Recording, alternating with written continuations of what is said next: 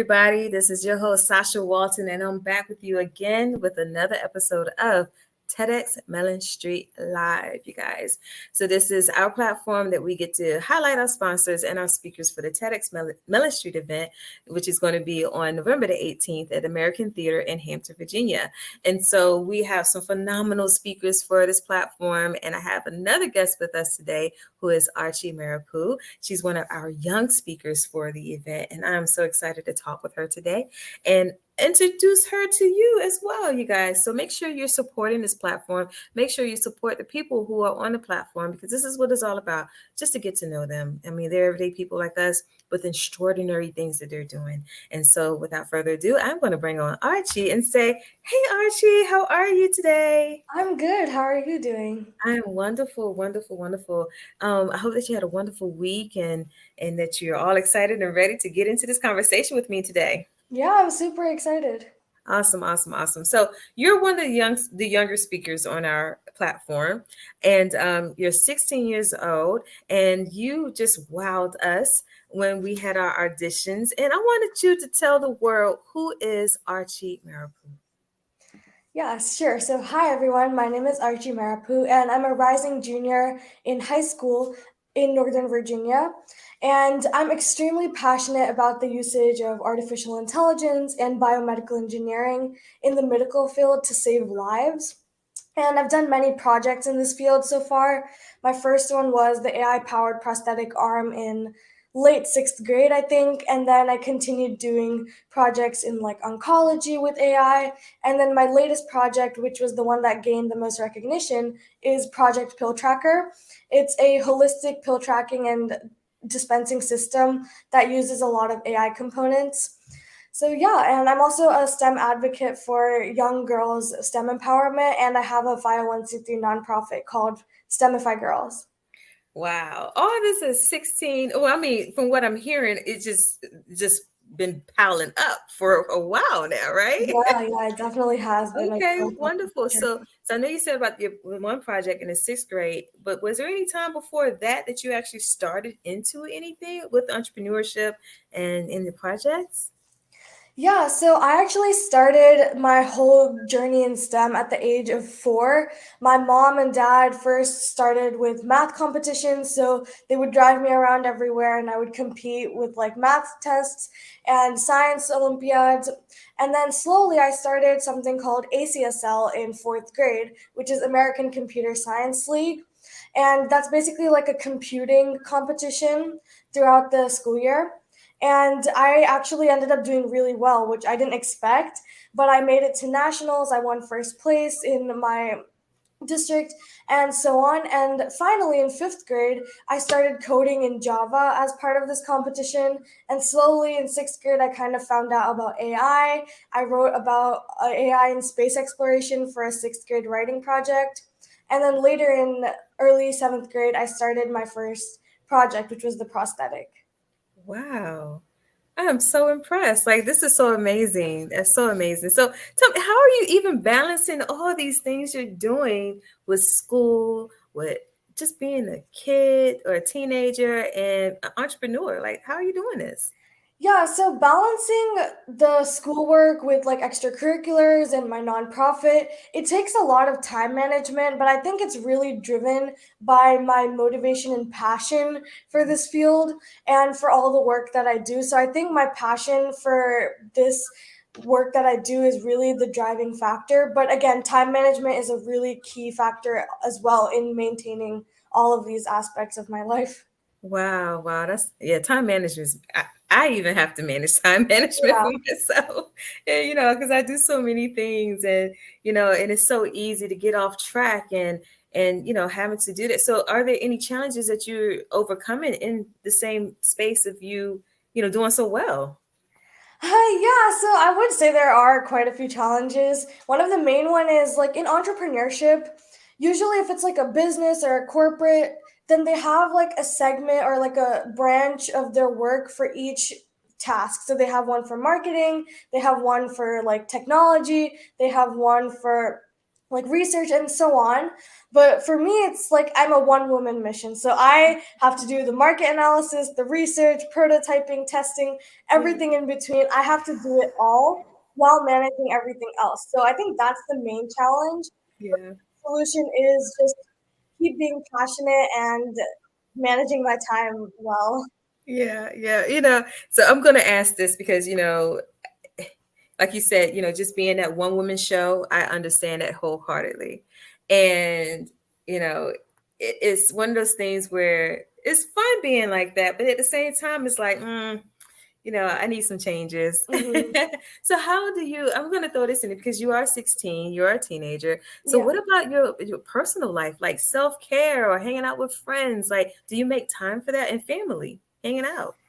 Yeah, so I do try to balance everything equally just so I have to preserve my mental health, my physical health, and so on. So I do have like hobbies. I do Model United Nations, which is a public speaking competition, and I really love that. So that's one of the things that really helps me enjoy public speaking in a different aspect than what I do outside. Yeah. And then I've been dancing for over 13 years now, and that's a big stress reliever for me. And that's also something that I do with my sister. So that's another thing that I can spend time with my family. I also play basketball, and that also I play with my sister. So these are things that help my mental and physical health Yeah. stay in touch while I'm trying to manage everything else. As for like a social life, I do other stuff like teenagers do. I do hang out with friends. I go to like football games at school, school events, and yeah, so I do try to maintain like that balance between friends, family, other schoolwork, and then outside stuff too. Awesome, awesome, awesome.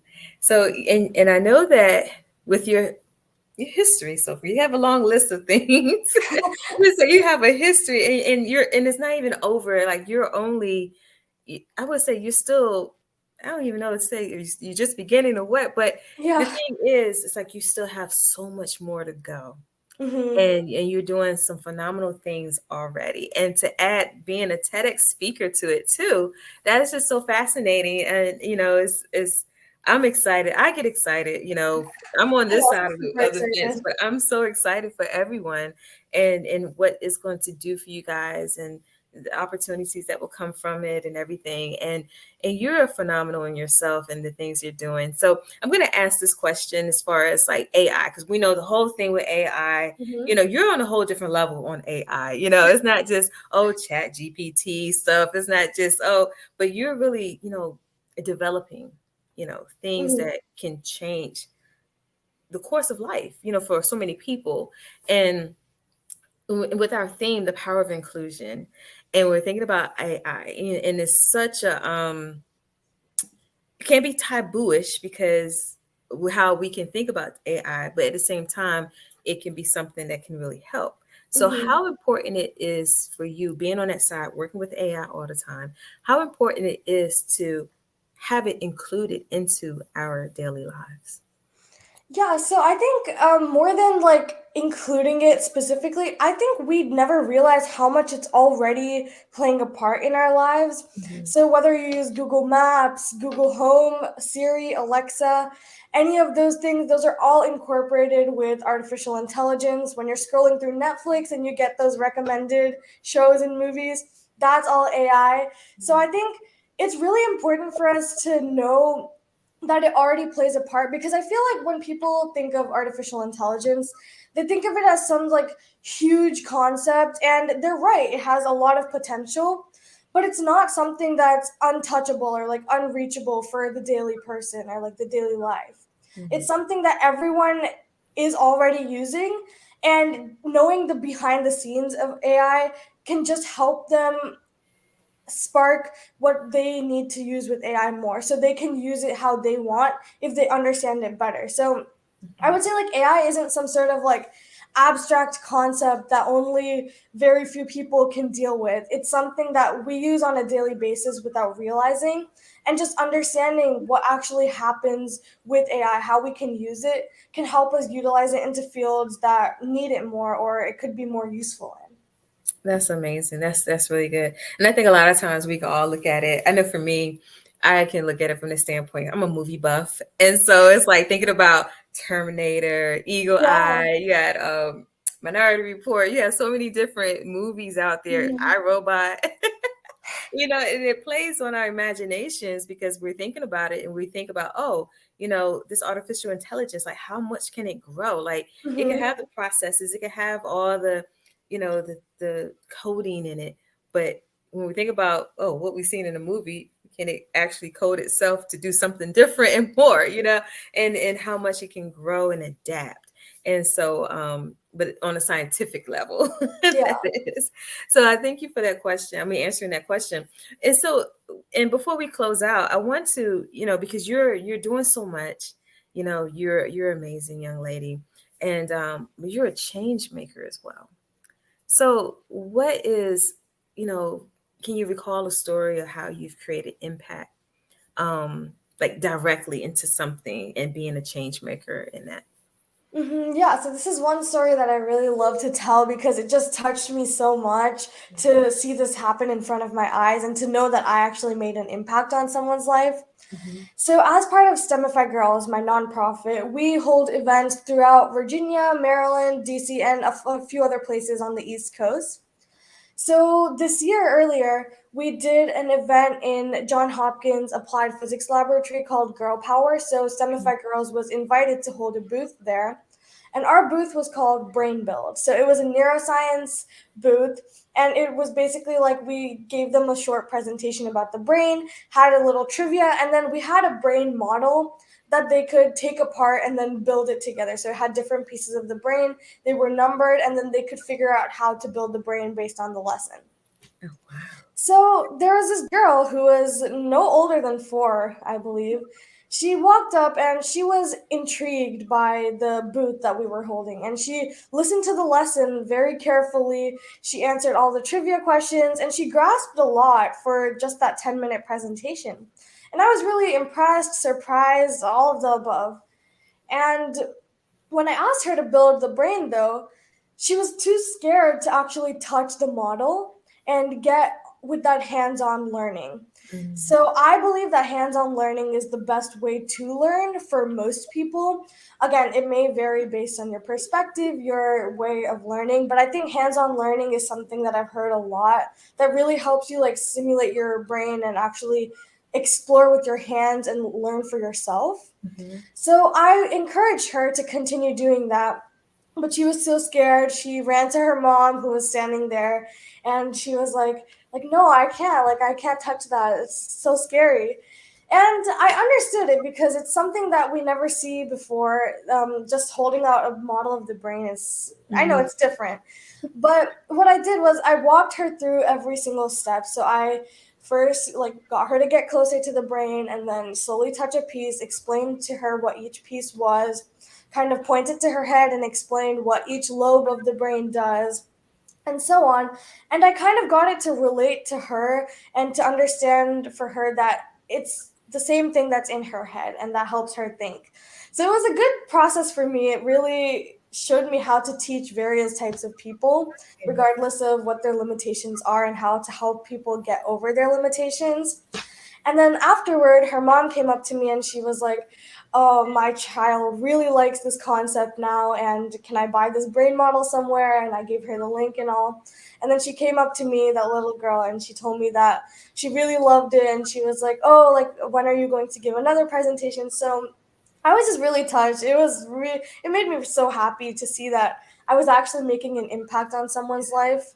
And it actually helped me think in a new perspective that how many people are actually scared to do something like this, Mm. and that is their limitation instead of like lack of opportunities. It's more of their fears and their own self obstacles. So yeah, I think that experience really touched me. So I love telling that story. That's awesome, and I love how you just closed that out because thinking about the fears of people, because sometimes there are so many limited beliefs, and we don't realize how young it can start in Mhm. us. If it's kids, it goes into being adults and so forth. And but once we get over it and overcome it, it's so much more greatness that we can not only experience for ourselves, but people get to experience the greatness that comes from within us, and we Mhm. can have that impact. And I could tell how impacting your community and the world and others makes you so happy. Because when I asked you that question, you just lit up, your face just lit up, with, saying, oh yeah, I had this story. But, you could tell it's coming from the heart. And Yeah. that's what, being a heart-centered entrepreneur, young lady, or STEM involved in all the projects that you're doing. And it's just like, okay, I can't wait to see so much more that's going to come from you. I'm so Wow. excited. I'm so excited. And I know your parents have to be so excited and proud of you. And I'll have to say to them when they see this video, be like, well done, parents. Good job. Thank Good you. job. You're so welcome. But thank you for sharing some time with us today, Yeah, of and course. telling the audience who you are and letting them kind of dive in to see who you are and everything.